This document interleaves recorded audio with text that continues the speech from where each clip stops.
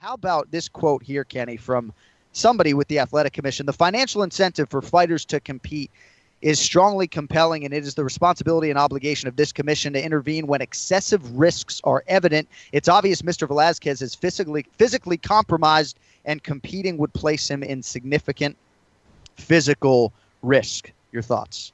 Jeez.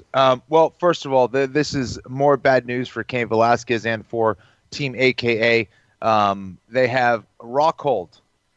They have Cain Velsaquez, and who's the other one? And Daniel Cormier. I'm sorry. Sorry, DC. All three of those guys injured right now, and dropping out of fights, and it's terrible. And I've heard the stories. I've heard the stories of how hard they train.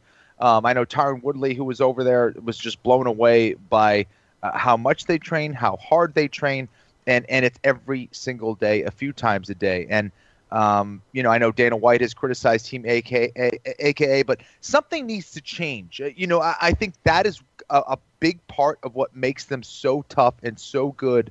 But something needs to change here because all these guys are getting injured. Cain Velsaquez, in a huge fight against Fabrice Verdum, a rematch that he so desperately wants, and here he is not able to do it. We were hearing the reports about a possible back injury, and it seems like this is the same thing that has done him in. I've dealt with back injuries, of course.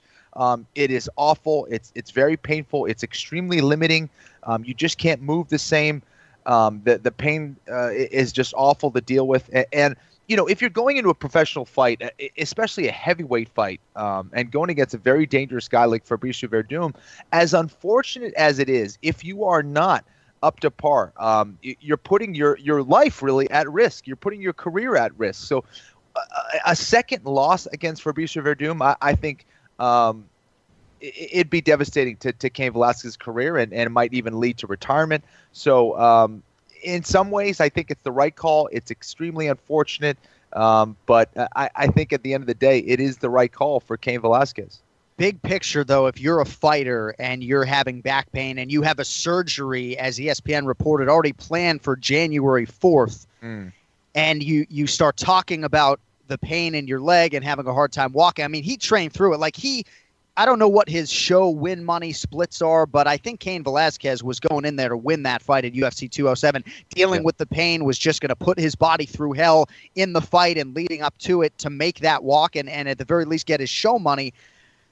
But I think big picture, Kenny, for fighters, right? Like if your back's bothering you leading up to the Aldo fight, it doesn't behoove you to go public. Certainly if you have a surgery planned, you keep your mouth shut if you want to make the walk. I think the Athletic Commission probably doing the right thing here, protecting the fighter. But I think big picture, it's going to be interesting to see how fighters proceed, when it comes to making the walk. I mean, we hear you guys famously say you're never 100%, but if you're making $300,000 a show, do you try to make the walk at 60%, which seemingly Cain was somewhere in that range? Yeah, and that's the problem, John, is the fact that, he was very vocal about the injuries and things that he was dealing with. I don't know why that was done. I don't know if there was kind of like some kind of preemptive excuse, or he was just being very candid about his situation. But maybe that was the information that kind of led to his demise, where the commission said, hey, wait a sec, this guy's scheduled for a surgery. He's been having pain or numbness in his leg, and he's going to fight. No, we can't have that. So, especially with, certain things that have happened in boxing with deaths or injuries in both boxing and mixed martial arts, commissions are just not going to take the risk of allowing a fighter to go in there when they're, saying in the media that they're not 100%. So, there was a time where a lot of fighters were staying quiet about it, and I think Cain Velsaquez probably made a mistake. If he did want to fight, and if he was healthy enough, in his opinion, to fight, he probably shouldn't have said anything. Well, and that seems to be the case. His team saying he's physically able and willing and wants to go ahead with the fight, but commission intervened. So just 10 fights.